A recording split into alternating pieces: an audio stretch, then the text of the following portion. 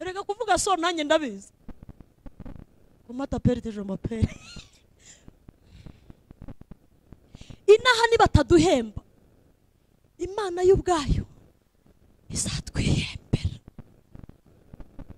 kandi ibihembo by'Imana ntibigira igihe ngo bibe expire birangire. Imana iguhembye iguhemba ibintu bizarama. Imana iguhembye iguha ibintu bifite izina. Imana iguhembye iguha ibintu bitazarangira. Cyane muyikorera muvunika izaduhembe bitarangira. Imana izaduhembe bitarangira. Tuyikorera tuvunika ibihembo ntitubibone nonaha ariko izaduhemba ibitarangira. Bene sikaba ngo birukana dayimoni bajya birukana dayimoni ariko nyine ibihewe Imana izabarinde gusengera dayimoni kabasuzugura. Niba hari uguseba kubaho no gusengera dayimoni akagusuzugura. Nicyo kintu cya mbere gisebetse mu isi yibibaho.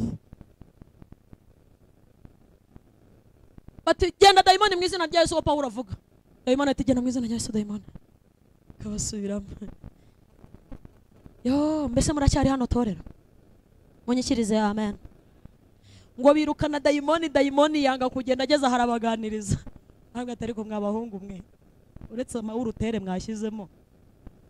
Nuko mufite ibitabo. Mwarabatijwe mwitwa ba mwamwidini. Ubundi Yesu muramuzi. Bati turamuzi nyine. Ninde se bati ni mwene Mariya.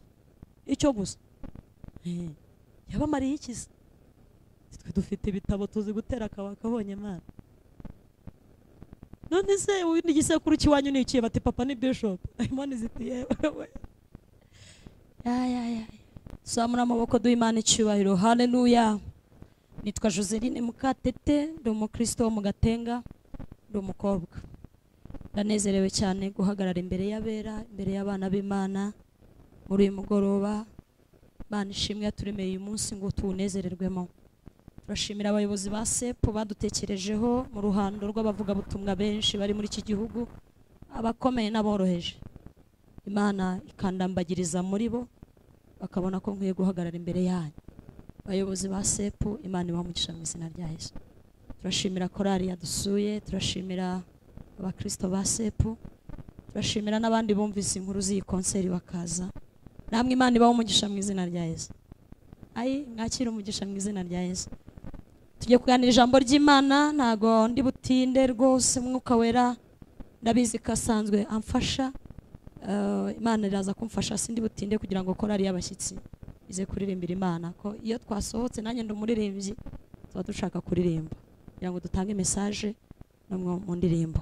Dusome mu izina rya Yesu. Intego y'iki giterane iri muri Zaburi ya 84:5. Ndumva naho turahasoma kugira ngo abatabanye natwe mu minsi ishize uko iki giterane kimaze iminsi ndetse n'abatabanye natwe mu gitondo baze kumva aho turi kugana murongo turi kugenderamo. Zaburi ya 84:5. Eka masome hanyuma dusome n'ahandi Yesu yamaye kuvuga. Zaburi 84:5.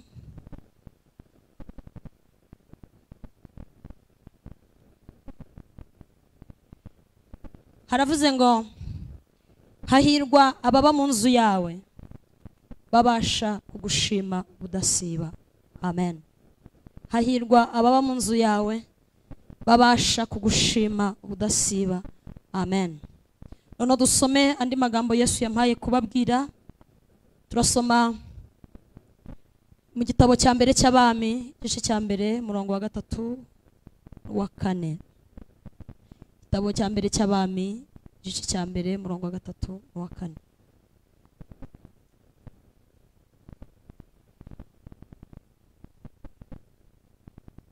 Igitabo cya mbere cy'Abami igice cya mbere murongo wa 3 n'uwa 4. Some mu izina rya Yesu. Nuko bashaka umukobwa mwiza wo mu bihugu byose bya Isiraheli, babona Abisagi b'Ishunemu bamuzanira umwami. Uwo mukobwa yari mwiza cyane. akajya kuyakuye umwami akamukorera, ariko umwami ntiyamumenya. Bani dufashe dusome ubutumwa bwiza uko bwanditswe na Yohana 1:10. Ubutumwa bwiza uko bwanditswe na Yohana mu Isezerano Rishya igice c'10:9. Yohana ubutumwa bwiza igice cya 10:9.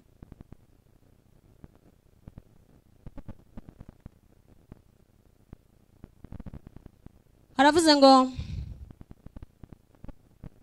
ni ngerembo, umuntu niyinjira muri nge azakizwa, azinjira asohoke kandi azabona urwuri. Amen. Ni ngerembo, umuntu niyinjira muri nge azakizwa, azinjira asohoke kandi azabona urwuri. Amen. Dusoreze mu rwandiko Paulo yandikiye Abikorinto rwa mbere igice cya 3, hanyuma dusobanura aya magambo nk'uko Yesu yaduhaye kuyavuga. Rwandiko rwa mbere Paulo yandikiye Abikorinto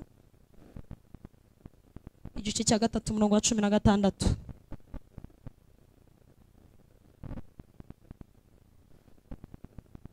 Some mu izina rya Yesu. Haravuze ngo ntimuzi yuko muri urusengero rw'Imana kandi uko umwuka w'Imana aba muri mwe. Umuntu utsemba urusengero rw'Imana, Imana izamutsemba, kuko urusengero rw'Imana ari urwera kandi urwo rusengero ni mwe. Ntihakagira umuntu wishuka, umuntu wese wo muri mwe niyibwira ko ari umunyabwenge ku bw'iki gihe, abe nk'umuswa kugira ngo abone uko aba umunyabwenge nyakuri. Amen. Ndashaka kuririmba igice gito cy'indirimbo. Agira umucuranzi umwe wa piano ajye kuri piano afashe turirimbira Imana. Haleluya, haleluya. Twiyambure ibitari by'Imana, twambara umwenda wera. Iby'Imana birangwa n'urukundo, ineza n'imbabazi. Mwiyambure ibitari by'Imana, mwambara umwenda wera. Iby'Imana birangwa n'urukundo, ineza n'imbabazi. Umvica musaba n'umwuka w'ubwenge, no guhishurirwa ndusheho kukumenya. Umvica musaba n'umwuka w'ubwenge, no guhishurirwa ndusheho kukumenya. Ntitukiri abacu ngo twiyobore mu byo dukora bitadukwiriye, ukora umurimo wiyadutumye hakiri kare. Ntitukiri abacu ngo twiyobore mu byo dukora bitadukwiriye, twahamagariwe gukora umurimo wiyadutumye hakiri kare.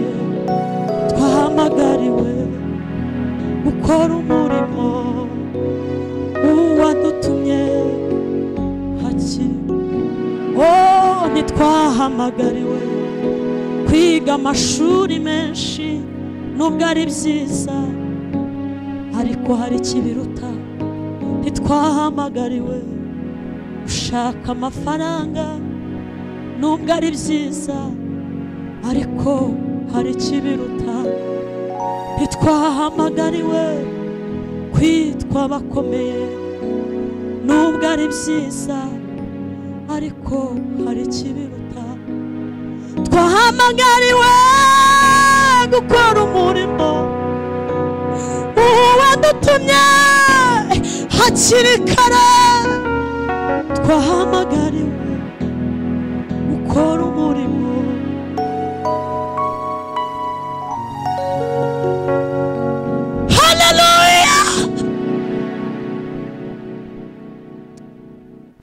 Systeme y'isi igeze kure, irimo irereka abantu ko basigaye, kandi nibyo kubera ingaruka z'icyaha.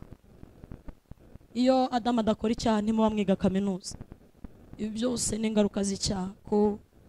Kuvuga how are you, kuvuga so, je m'appelle, ibyo byose ni ingaruka z'icyaha. Kuko Imana yari yarateguye ubundi buryo bwo kubaho kandi bwiza, ariko Kristo yaje kuboneka kugira ngo yongere agarure icyo twahamagariwe mu Mana. Haleluya. Abizi ko muri buze kunyumva, Mwuka Wera ari muri riteraniro. Imana ntishobora gusuzugura iteraniro ririmo abagabo bameze nkamwe, ntishobora. Ntishobora kubona abasore nkamwe bicaye hano ikabaca amazi, ntiyabikora. Ntabwo Imana yabikora. Imana irubaha. Imana irubaha. Imana irubaha kandi yubaha abera. Amen. Tugiye kuganira ijambo rifite intego ivuga ngo Imana ntikiba mu ihema, iba muri twe. Imana ntabwo ikiri mu matafari Salomo yubatse. Oya. Ntabwo Imana iri muri rusengero ruri Yerusalemu, ntabwo ariho ikiba. Iri muri twe. Iri muri twe. Ntabwo bikitugombera gufata indege ngo kutujya twiga amateka y'Abisirayeli. Si ibyo ni bito biraciriritse. Imana iri muri twe. Haleluya. Mwanditsi w'umuhanga yaravuze ngo hari ibintu bibaho bikomeye byabaye mu isi.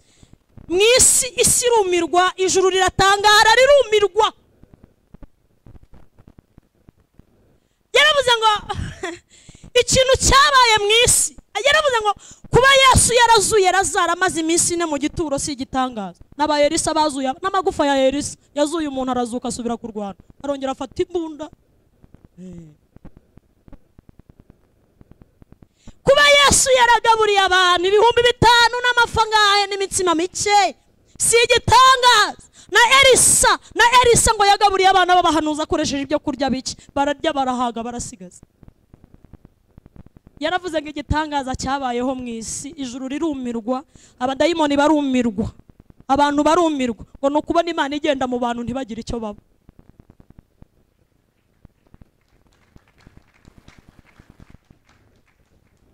Haleluya.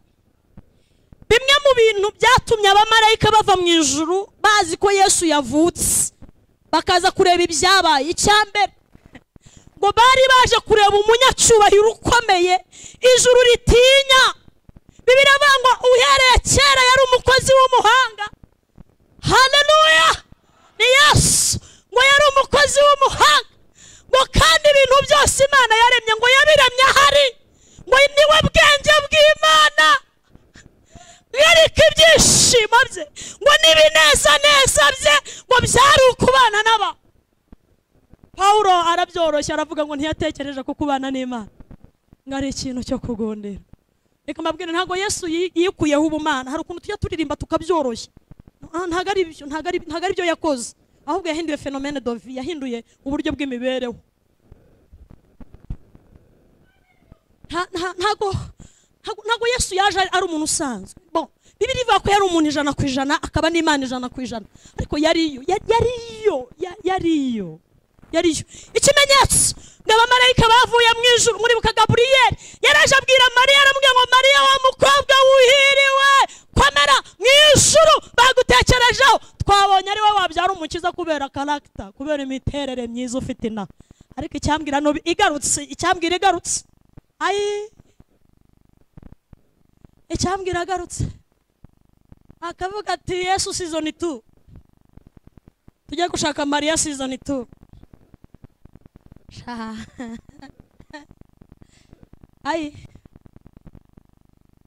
Season 2 acu wambaye. Reka mbihiniremo aho muri entre parenthèse. Imana ishimwe muri Kristo Yesu. Ndashaka kubabwira ko Imana atakiba ntikiba muri ya nzu Salomo yubatse, ahubwo ubuyobozi bwegerejwe abaturage.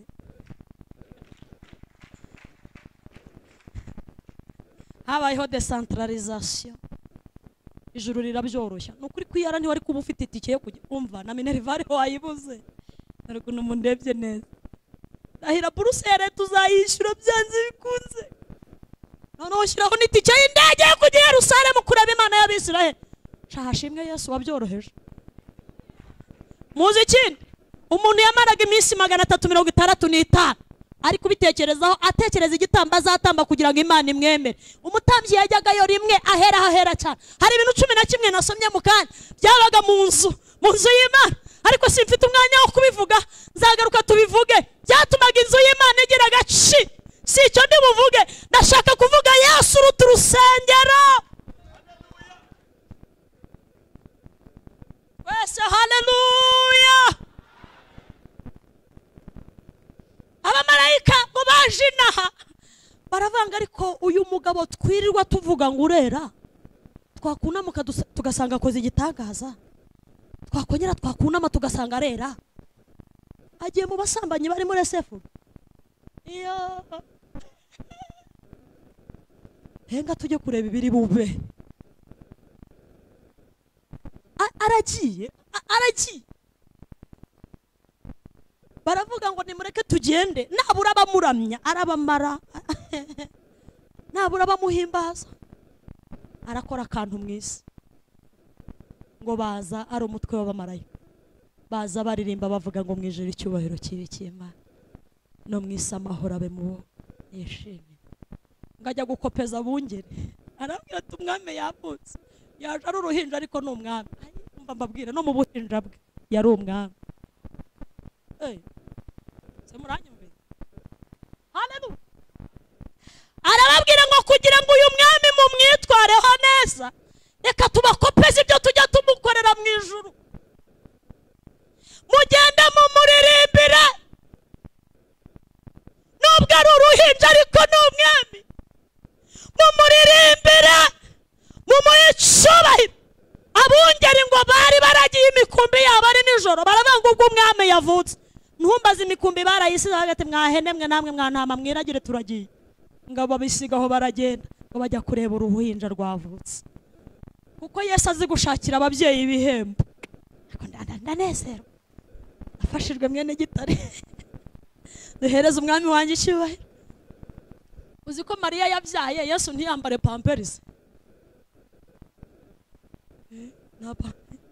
Aga pampers ntabwo yarabyaye, ntiyabona agasombe.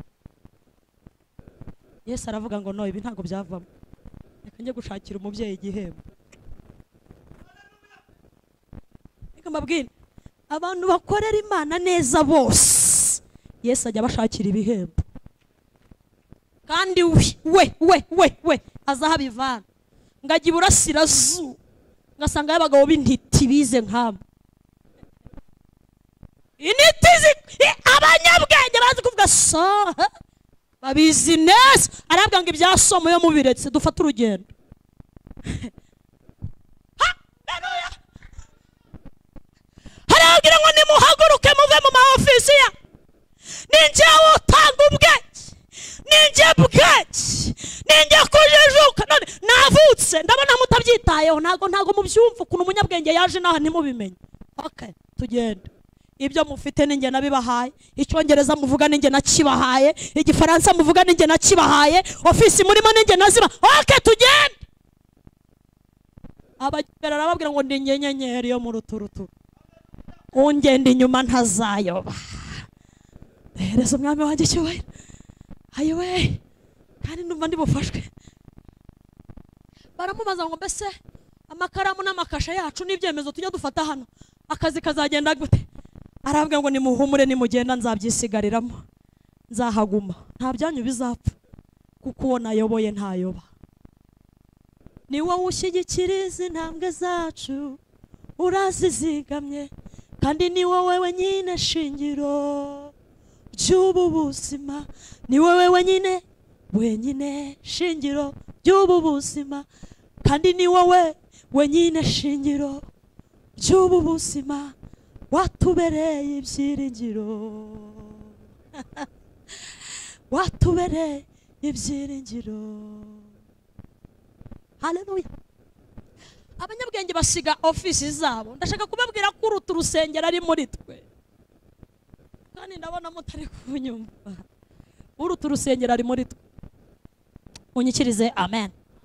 Yabwiye Yohana, aramubwira ngo Yohana, ibintu uzabyandike ni injerembo, umuntu nanyinjira azaba abonye uburuhukiro bw'ukuri. Twese amen. Abanyabwenge Yesu arababwira ngo nimuhagurukane izahabu ishangi n'icyo. Izahabu yashushanyaga ko Yesu ari umwami. Haleluya. Bajya gutanga ibihembo kuri Mariya, umugore wabyaye abura abamuhemba, ariko ijuru riramwihembera. Inaha nibataduhemba, mu ijuru bazatwihembera. Inaha nibataduhemba, mu ijuru bazatwihembera. Ariko umucuranzi wa piano ari ayi wewe yo yo yo yo yo. Reka kuvuga so nanjye ndabizi. Kumata perite je m'appelle. Inaha nibataduhemba, Imana y'ubwayo izatwihembera. Kandi ibihembo by'Imana ntibigira igihe ngo bibe expire birangire. Imana iguhembye guhemba ibintu bizarama. Imana iguhembye guha ibintu bifite izina. Imana iguhembye guha ibintu bitazarangira. Cyane muyikorere muvunika, izaduhembe bitarangira. Imana izaduhembe bitarangira. Tuyikorera tuvunika, ibihembo ntitubibone nonaha, ariko izaduhemba ibitarangira. Izaduhembe bitarangira. Nafashijwe. Twese amen. Uruta urusengero ari muri twe. Uyu mugore witwa Abisagi. Nasomye Bibiliya irantangaza. Ngo yagize umugisha wo kuba mu nzu nziza irimo umwami witwa Dawidi. Baramurambagiza, yari Miss Abisagi. Yari umukobwa mwiza mu gihe cya Dawidi, ariko agira ibyago, arambagizwa Dawidi ashaje, atakimenya gutera imitoma. Zasheri shushu bena kupenda sana I love you ntabyo, kuko ntiyabonaga ibintu by'amataye, ntiyarabizi, yari amaze gusaza. Abisagi ahomaho. Yagiye mu gihe kibi, ateretwa n'umwami ashaje, ari mu nzu nziza irimo amadongo meza, irimo televiziyo za furate nziza. Ibwami habaye ibintu byiza, irimo intebe nziza n'ibitanda byiza byizengurutsa. Ariko agira umwaka, umwami ntiyamumenye. Akajya ategura Nescafe mu gitondo, agacyayi keza, akambwira ati nukuri mwami shari byukurya kandi unywe. Njyewe Abisagi sheri wawe nateguye agacyayi. Dawidi akambwira ati wakoze nukuri, ariko sinkuzi. Akambwira ati wakoze, ariko ntago nkubona, ibintu biraho ntabyo nzi. Niba ufite amataye meza simbizi, niba ufite utuzuru twiza ntabyo nzi. Ubwo ntabyo nzi. Mubwira ngo ntabyo yarazi. Ayiwe, Imana izabarinde kuba mu idini umwami atabaza. Muri mu byicaro byiza, muri ahantu heza. Yemwe ibi bintu Imana igina bifinansa, ikaguhama imyenda ukambara. Izindi ni finance zavuye mu ijuru. Ukabakubita twa uniforme twiza nk'utwo mwambaye, ni finance y'ijuru. Ariko ugasanga abantu bakorera umwami atabaza. Kagukubita buruse y'imyaka 4, ukiga ukaba muri sansiye, ijuru rikagufinansa, ariko ugakora umwami atakuza. Hari ikintu cyantangaje muri Bibiliya musho. Uzi ko Yesu yahaye Yuda umutsima bari kwigaburo, ntibibuze Yuda kumugambanira. wari uzi ko abakristo benshi Yesu abaha inogo bava mu rusengero bakamugambanira? Inogo ni iki? Ni aya mashuri mwiga Imana ibaha, mwamara kumenya kuvuga so how are you mukabigayisha umwami. Inogo ni iki? Ni igihe Imana ikubakiye urugo rukakugora kandi warasenze menshi, ariko inogo Imana iguhaye nituma utamugambanira. Imana ibarinde gukorera umwami mutamuzi. Twese haleluya. Yaho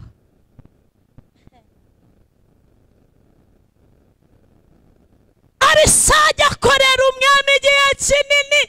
Bibiliya nayisomye irambwira ngo abana n'umwami ariko umwami ntiyamumenya. Umwami arinda apfa ataza Abisagi, kandi Abisagi niwe wa mbere muri repetition. Abisagi kandi buriya Abisagi ibintu byose abazi kubikora neza, bari number 1. Mahambarati siyaboga we. Abisagi agira n'akajwi keza, kubyina kabonye Imana biramworohera, ariko yataha umwami akamubwira ngo hoya ibyo byose ntabyo nzi. Imana ibarinde mutazaba mu idini mutari muri Yesu. Uruta urusengero ari hano, munyikirize haleluya. Mbese ko mundakari, munyikirize haleluya. Aha, hari abantu nasomye muri Bibiliya bambabaje, bagize amahirwe yo kuba hafi y'inzu y'Imana, ariko aya mahirwe bahawe bayapfusha ubusa. Baba mu nzu y'Imana bakora imirimo y'idini, bakora imirimo itegetswe n'amategeko, baba mu rusengero ariko urusengero ntirwababamo. N'abahungu bitwa bene Sikewa bari mu Byakozwe n'Intumwa 14. Bene Sikewa ngo bari abana b'abahungu b'umutambyi Bishop witwaga Sikewa. Ese kumwandakari. Haleluya haleluya. Ai haleluya haleluya. Ejo mufite exame muhumure yemwe Imana izabana na. Ai Bene Sikewa ngo bari bazi gutera za haleluya nyinshi, korari zasohoka bagashiramo amafaranga, ariko ngo bavugaga Yesu wa Paulo bakirukana abadayimoni bakoresheje izina Yesu, ariko bumbanye Paulo. Bene Sikewa babaye mu rusengero baza amabwiriza n'amategeko by'idini, ariko batazi Yesu. Bambara birebire, bambara rumbiya, ibitambaro babifunga neza, baba mu idini, baba muri izi sengero, ariko Yesu bataramenyana nawe. Nagira ngo mbabwire ngo torero uruta urusengero ari mu itorero. Munyikirize amen. Umunsi umwe ngo bajya mu kazi, bagiye mu murimo w'Imana, bitwaje ibitabo bati nge ndi umukristo nzahora ndiwe mu bintu byose ngeze kugupfa. Bene Sikewa n'indirimbo zo mu gitabo babazizi, nizasohotse vuba babazizi. Ni ureba mu nda y'ingumba akabona ishyanga rikomeye, utwo natwo bahita batumenya kubera Imana yabahaye uburyo bwo kubimenya. Bene Sikewa bagenda babwira abantu batuye umunsi turahatwika hashye, turahatwika hashye, bati muturangira ahantu hari dayimoni ikuze tubereka.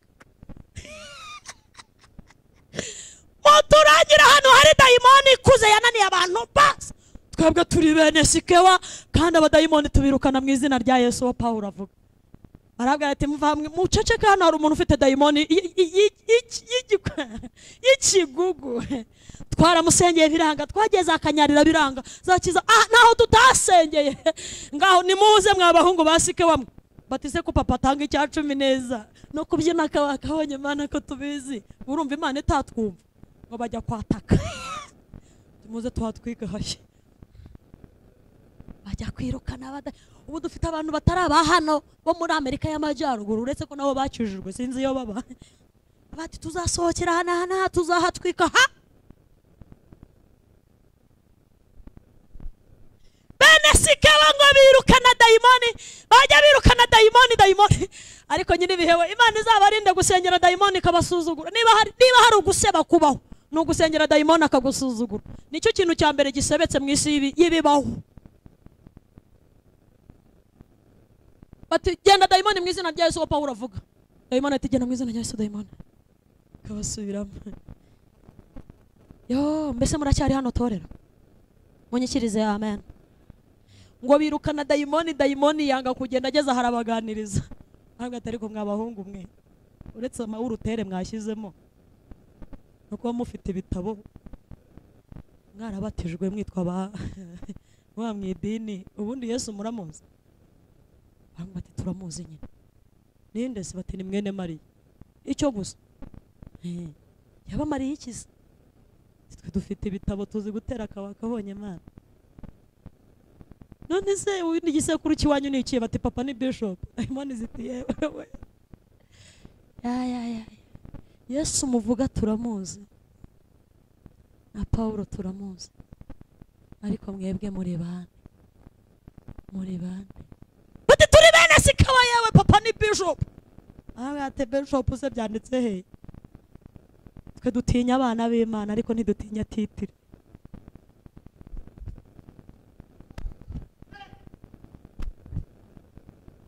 Yesu dufite ubutwari, dufite ubushobozi, iyo twise amagambo uko yayatubwiye ku musaraba, iriba rimara inyota, twawereye amazi meza noneho niba ushaka kubimenya uzafate diplome yawe ya bachelors uyirambike ku murwayi urwaye kanseri urebe ko bikora. Niba ushaka kubimenya ubundi ndakwirukanye nkoresheje diplome yanjye narayiruhiye amajoro nayiraye. Nibwo uzamenya ko kazi kugira ngo umenye ko dayimoni izagutinya wowe uzavuge sa uvuge Icyongereza ubwire dayimoni ngo ngewe nitwa runaka mu Cyongereza ubitondara ubivuge urebe kahava. Ariko abana b'Imana iyo binjiye muri tara dayimoni isirimo munyikirize. Haleluya. Haya sara bini maya. Umugabo umwe ngo yahoraga ku irembo bajya gusabirisa, hakabona abatambyi n'abanditsi ngo bari bambaye amakote yanditseho amategeko 10 y'Imana. Bari babizi kubikora neza ariko badafite ikijuru ritanga. System y'isi ikeneye diplome zanyu kugira ngo mugirire isomamaro, ariko system y'ijuru ikeneye abana b'Imana. Twese haleluya. System ya IT ikeneye abize IT ya amafaranga, akeneye abize account yumva. System y'isi ikeneye abafite ibyo muri kwiga uyu munsi, ariko system y'ijuru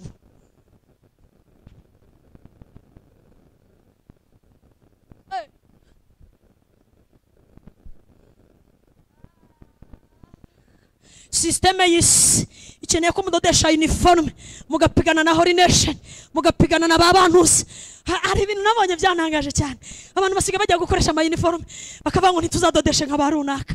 Oya biraciriritse. System y'isi ni kibasaba, ariko abana b'Imana banaririmba batambaye uniforme dayimoni zikagenda. System y'idini ibasaba gukora imirimo y'idini, ariko system y'ijuru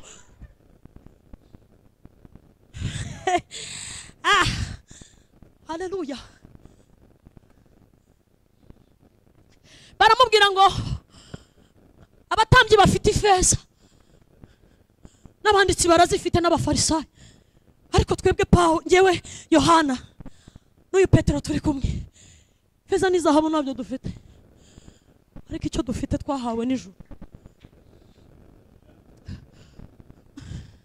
Reka mbabwire, nimumenye kuvuga Icyongereza neza, Igifaransa mukivuge neza, mwicare kuri computer muzikirike neza, biro mubamo zibimenye ko namwe mwasoma wa mugani w'ababana, ariko n'ijuru niribabona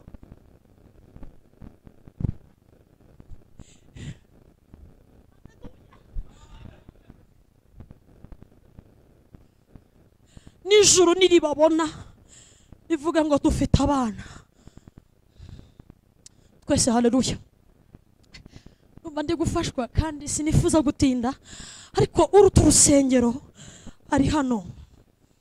Uruta urusengero urwo Salomo yubatse ari hano. Niwe buruhukiro, niwe rembo umuntu yinjiramo akaruhuka, niwe mahoro y'abamwizera, n'uburuhukiro bw'abamufite. Niwe. Noneho niba uri umunyabwenge uzabwira agahinda ke kwinjira mu mutima wawe kuko wize byinshi. Ubwira uti gahinda ndakwirukanye, sinkukeneye iwanjye, narize muri SF. Ariko umutima urimo Yesu wirukana agahinda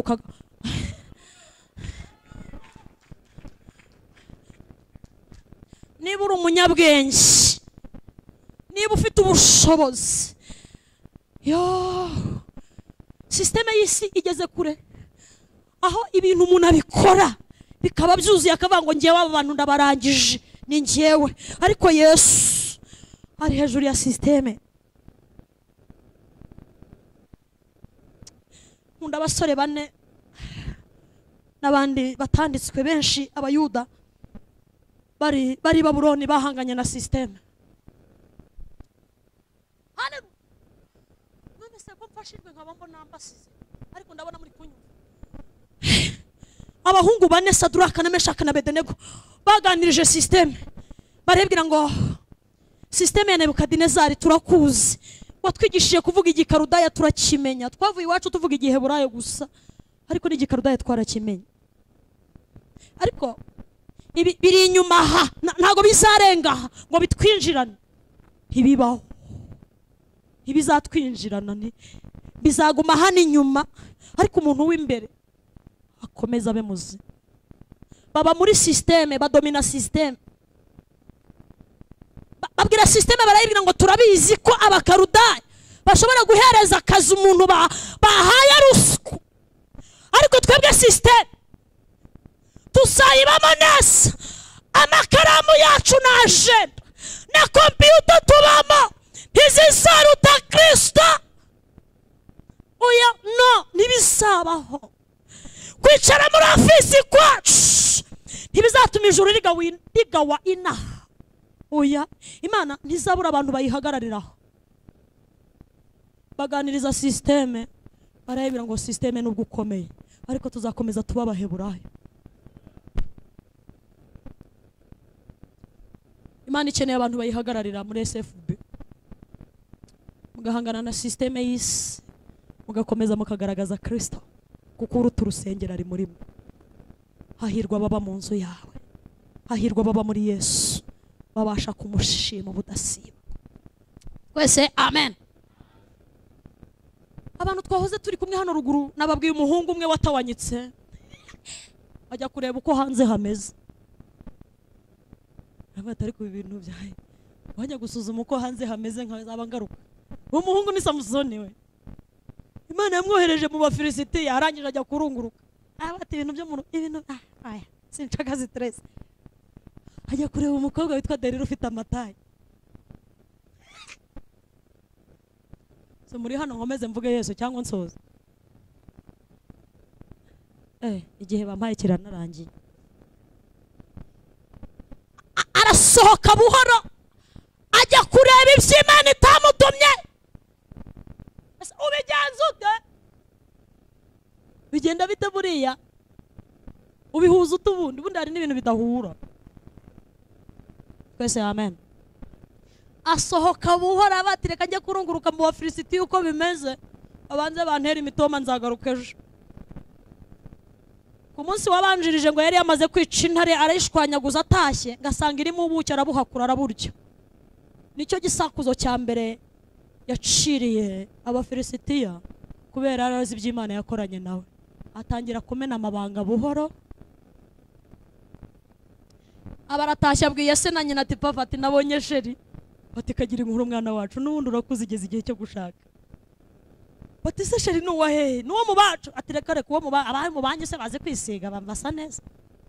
nabonye umukobwa uzi kwisiga batize n'uwohe mwana wacu n'umuheburayo waguye cyangwa niba n'umuheburayo waguye twakongera tukamuririmbiriza mu gakiza nizo mu gushimisha akongera agahembuka abarabwata abantu binaha wapi se n'uwohehe basi ati ni umufilisiti uzi kuvuga how are you I'm fine komata peritije amapere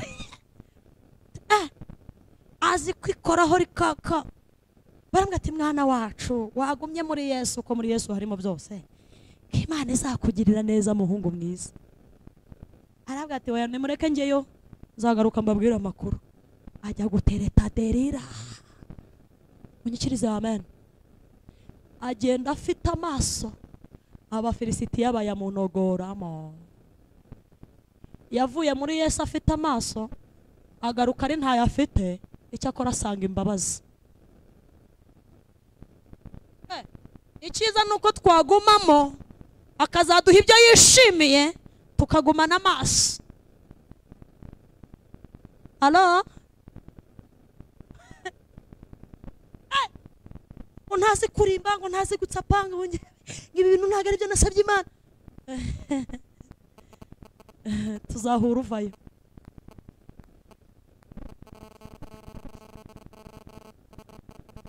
tuzahura uvayo ariko ntacyo uzasanga imbabazi z'igihara ariko amaso we yasi umva izakubabarira ikugirire neza ariko abantu uzabya bagumana ibikomere kuko kuguma muri Yesu byarakunaniye uzagarukana ibikomere abana bazajya bakubwira ngo mama kubera iki waduhimye kuki watumye tuvukira ahantu hameze gutya kubera iki watumye papa dusiga Imana ibarinde kujyayo mwigumire muri Yesu abaho ibyo ashimye ariko bizarama siko munyumvise jyayo wayitanze ndavuga quelque chose quelque part noneho ugenda wuzuye ufite amaso yose ukagaruka usanga imbabazi ariko amaso ntayo uruta urusengero ari hano munyikirize amen hari abandi bahungu babanye n'Imana baba mu rusengero ariko bazi ibyo barimo n'abahungu nasomye baranezeza bitwa Benerekabu n'abantu babaye mu rusengero bamenya amategeko n'amabwiriza agenga ibyo mu rusengero ariko bazirikana n'indahiro se yagiranye n'Imana ngo sekuru witwa Rekabu yari yaravuze ngo nukuri ndahiye Uwiteka umuhogo wanjye ntuzinjiramo byeri baravuga bati n'abazankomokaho ngewe Rekabu umuhogo wanjye uzajya winjiramo amazi n'icyayi n'ifanta ariko ikintu cyitwa umusembure niyo byanditseho zero alcohol impossible niyo byaba bitanga imbaraga hari byitwa bya nguvu ngo hari oya niyo byaba ari bya energy no ntibizanyinjiramo kuko umpa imbaraga arahari mbese ko mutanyikirije mwankweyeho umunsi umwe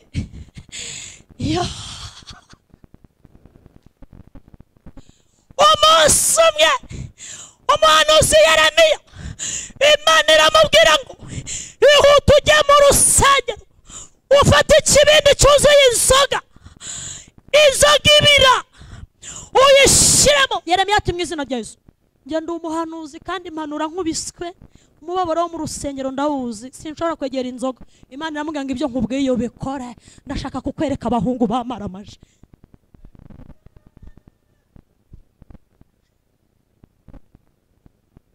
abo tukiri kumwe amen ubundi mwarese tugaturana nabyo tutabikora uzi ikintu gitangaza Imana ni ukubona umukobwa uturanye na rogi utajya muri rogi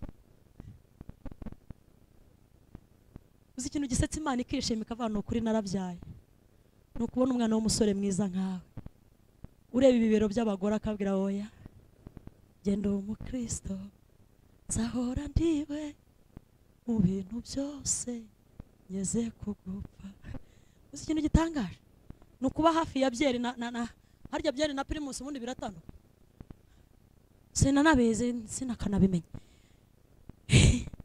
ukaba hafi yaho babicuruza kandi munyamutekereza ko turi abakene tutabigura amafaranga turayafite no mu makofi yanyu arimo ndimo ndayabona ibyo kandi ntibisaba umwuka na amaso y'umubiri Ferdinand nta mafaranga ufite muri kofi yawe wananirwa kugura byeri mukanya ariko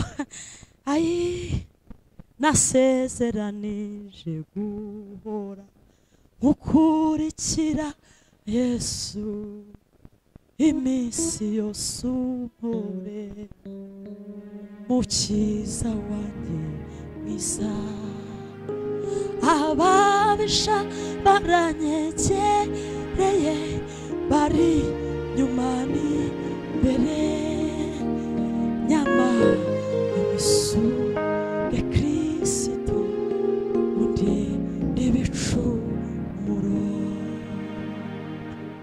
ndashaka yuko twibanira nigeragezwa n'isi numva majwi yanyinzika iteka ngo nkuveho ababishabara kereye bari nyuma n'imbere nyama ibisuge Kristo undi ibicumuro twese haleluya Yeremiya ngafata ikibindi cyuzuza inzoga arabavuga Imana ibivuze reka mbikora atanga itangazo ati bene siko bane nshaka mwiteraniro mwenyine muzaze muterana Imana irabashaka afite ubuhanuzi bushyushye akavuga bwiza bari bati kuri Imana iratuzi neza yageza ko ari wa Marta agakora ati tuzafata urugendo rurerure tuzurira imisozi iteganye n'igicaniro tugiye gutamba ibitambo byinshi by'urwibutso ko yadutanze ngo bagenda bibukiranya ibintu Imana yabakoreye ngo bagere mu rusengero basanga Yeremiya yicaye imbere y'ikibindi bati mwizimenyero uri Yeremiya tuzi cyangwa none Yeremiya ati ngiye batavuga ni mwicare turirimba ya mbere y'umushimisha Imana 16 aba Yesu ibirarangiye umwigisha w'ijambo ry'Imana arahaguruka baregesheje ati mwumve message Imana yampaye yambwiye ngo nyuma y'iteraniro mwese mu matangazo mu nzoga rero kavuga ati Imana yavuze ngo batishyiramo zo mene zo prayer kugira ngo bemere tiwe zo mene iravuze we mu nzoga rero zigabati kuva tubayeho tubonye umugabo uvanye wambera bira mugenzi wacu bibuka ibintu sekuruza wacu yavuganye n'Imana Imana ishimwe baranga batubwire Yeremiya mu gice cya mbere wahanuye neza mu cya kabiri uhanura neza mu cya gatatu uvuga uhanura ariko ugeze muri 37 urabyica twe ntidushobora kunywa inzoga kuko uhereye kera twamenye ko gukomera kw'Imana kutaba muri iyi nzu Salomo yubatse ahubwo gukomera kw'Imana kuri mu Imana yadushize amen bafata inzoga yawe ugenda ubwira Imana uyibwire ngo oya nibiba itunga inzoga niba wanabivuze ntituyinywa Imana irumirwa yifata ku munwa iravuga ngo mbonye abahungu bagaragara haleluya Imana bashize yamubwira Yeremiya abahungu ntibaba mu rusengero subatswe n'amaboko y'abantu ahubwo bahisemo kuba muri Yesu barazinukwa rwose umuntu urusengero ari kumwe nawe bona mwarushye ariko kubabwira ibintu bitanu byerekana umuntu uri muri Yesu ariko nzabivuga gabutse twese amen asoze ko naririmbe iminota yaki mbese uba muri Yesu cyangwa waragiye uruta urusengero hahirwa baba mu nzu yawe babasha kumushima udasiba ntabwo ari bose kandi mutandukanye amashimwe y'abana b'Imana n'amashimwe y'abana b'abantu amen nyogosenge wawe tuzamushimira ko yareze umukobwa neza cyangwa umusore neza ariko ishimwe ry'abana b'Imana ni irirenga ikanzu y'umweru wambaye.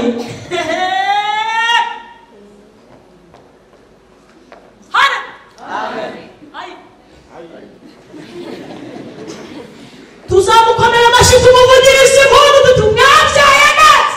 Mama baba tumwambike kakanu kaba ngo urakoze mubyeyi. Ibyo nibyo. Ariko ishimwe ry'abana b'Imana ni inzira umukobwa cyangwa umusore yanyuzemo yihanganye akaba arangije urugendo rwe nta mwotsi umunutse. Ibyo birenze gushimira anti, birenze gushimira onkle, birenze gushimira mama na papa. Amen. Amen. Hallelujah. Amen. Ay. Ishi ry'akazi n'inzira wanyuzemo ngubona akazi, imisozi watereye, ibibaya wamanutse usaba Imana akazi, uzakabone binyuze mu nzira nziza y'abana be.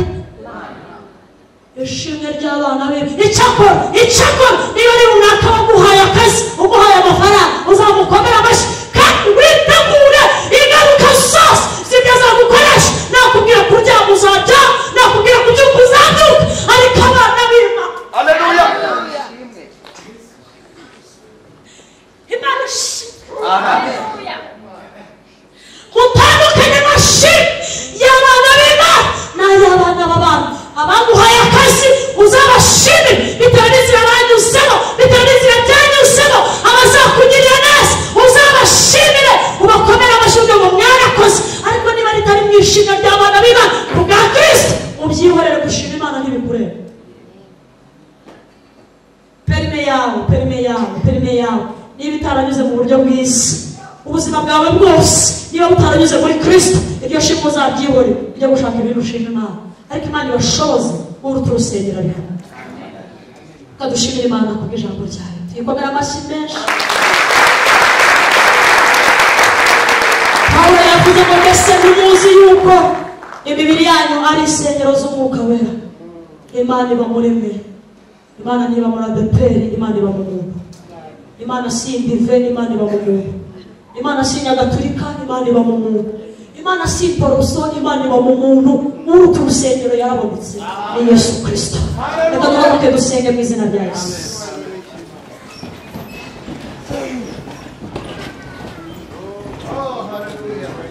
Twese amen. Twese haleluya. Nuko ngihamagara imbabazi ziwe ziritaba, ntaragira icyo mvuga zirambonera, zibyigwira usange mutima nkunda cyane, ndakubabariye. Nuko ngihamagara imbabazi ziwe ziritaba, ntaragira icyo mvuga zirambonera, zibyigwira usange mutima nkunda cyane, ndakubabariye. Imana ifite ubuturo ni wowe. Imana irashaka gukorera muri wowe, ikavugira muri wowe. Nibwo yabwiye Yesaya, iramubwira ngo ubwoko nibunyubaha nzagendera muri bwo kandi nzakorera muri bo, nzaba Imana yawe nabo bazaba ubwoko bwanjye. Iravuga ngo kandi ubu bwoko nzabwiyitirira njyewe ubwanjye. Niko umwanditsi w'Abaheburayo yanditse, yaravuze ngo kandi sinzagira isoni zo kwitwa Imana yawe. Imana ntikwiye kugira isoni zo kwitwa Imana yawe musore. Imana ntikwiye kugira isoni zo kwitwa Imana yawe mukobwa. Imana ntikwiye kugira isoni zo kwitwa Imana yawe papa na mama. Imana ikwiye kugira icyubahiro ikubaha ku bwawe nanjye. Mbese muri iteraniro haba harimo umuntu utarakizwa ngo yakire Kristo, yakire ubwo buturo. Kristo ntakiba mu ihema, Imana ntikiba mu ihema, Imana ntikiba i Yerusalemu, ahubwo yarabonetse iri muri Kristo Yesu. Mwanditsi yaravuze ngo kera Imana yavuganiraga n'abahanuzi, n'abantu bari mu bahanuzi, ariko mu gihe cya none iravuganira natwe mu kanwa k'umwana wawe. Mbese waba ubimenye ko Yesu yaje uve mu isi y'ibyaha, usezerera icyaha, ubwira Imana ngo Mana nanjye ndaje, hinduka urusengero rwawe, unyubakeho amateka mazima atazarangira. Uzamura ikiganza tuguhuze n'Imana. Umusore bwawe ukabushyira muri Kristo, ubukumi bwawe, cyangwa se umupapa cyangwa umumama, bwira Yesu ngo ndashaka ko nanjye umbamo, nanjye nkakubamo. zamura ikiganza tuguhuze n'Imana. Imana izakubakaho amateka akomeye kandi amateka arambye. Ubaye uhari wazamura ikiganza cyangwa umuntu wiyumvamo intege nke abwira umutima ngo umutima wanjye ndabizi ndiziranyeho nawe ko nacushoboye nananiwe, ariko uyu munsi menye ko Kristo yakongera ubuturo bwanjye. Nawe uzamura ikiganza tuguhuze n'Imana. Ndabona ari ntawe, reka dusenge. Nta kibazo nyagira cy'ijambo ry'Imana. Ijambo ry'Imana ni imbuto itabora. Uyu munsi rishobora kutagira icyo rikora nonaha, ariko Yesaya yaravuze ngo ni nk'imvura igwa igatosa ubutaka kandi ikameza imyaka. Nta kibazo dushobora kuba muri hano utari kubyumva cyane, ariko umwuka wera akagenda abikuganiriza buhoro buhoro, hanyuma ijambo ry'Imana rikazagira imbaraga mu buzima bwawe. Yesu niwe buturo bw'abamwizera, niwe buruhukiro bwacu. Nta kibi Yerusalemu yarimutse no mu Rwanda yarahageze. Twese haleluya, oya ntakira muzi Salomo yubatse. Hahirwa abafite mu mitima inzira z'igisiyoni, kandi abo babasha kumushima ubudasiba. Imana ibarebera impamvu zituma kumushima zinyuze muri we. Imana nikubakira urugo bizabe binyuze muri we. Imana niguha akazi munyeshuri uri ugiye kurangiza bizabe binyuze muri Kristo. Imana niguha diplome nziza ifite amanota meza bizabe binyuze muri Kristo, nta bundi buriganya burimo. Imana niguha kubyara ugaheka bizabe binyuze muri Yesu, kandi tuzajya no mu ijuru. Gahunda n'ubugingo buhoraho. Bana turagushimiye mu izina rya Yesu. Tugushimiye ijambo ryawe wandikishije kugira ngo ritubere imbaraga, ritubere ubuzima, kandi uryizera wese abeho. Wavuze ngo ni wowe rembo umuntu yinjiramo akabonye uburuhukiro. Abisiraheli bagiraga imvune ikomeye kugira ngo bagere ku mutambyi ajye kubatambira ibitambo, kandi no mu gihe cyabo hari ababaga batemerewe kwinjira bagasengera inyuma y'urugo. Ariko turagushimiye ko Kristo yatwegereye akaduhindukira urusengero. Niwe twinjiramo tugashima, muri we tubonye ibiryo turashima, iyo tubonye imyambaro turashima, iyo tubonye akazi turashima, iyo aduhaye kubyara tugahema turamushima. Tuba tuzi inkomoko y'aho bivuye, tuba tuzi isoko yabyo, nta buriganya bubamo. Turasabye ngo dukomeze uduhe impamvu zo kumushima. Haleluya. Kuko hahirwa baba mu nzu yawe babasha kugushima udasiba. Urakoze Bana, ijambo ryawe uriherekeresha imbaraga n'ibitangaza, kandi uriherekeresha ibimenyetso. Abarwayi bakize, abafite ubushomeri bagirirezwaho akazi, imfubyi ziri muri iterane uzibere umubyeyi, abihebye n'abababaye, ababuze inzira, ababuze minerivare, abatsindwa batabasha gusakisinga neza amasomo yabo, n'abari mu buzima bwo hanze, abari muri iki gihugu n'abari hanze. Turasabye mu mugisha w'Imana tubeho, kandi tugume muri Yesu kuko ari we buruhukiro bw'ukuri. Tugukomeye amashyi menshi tugushimira.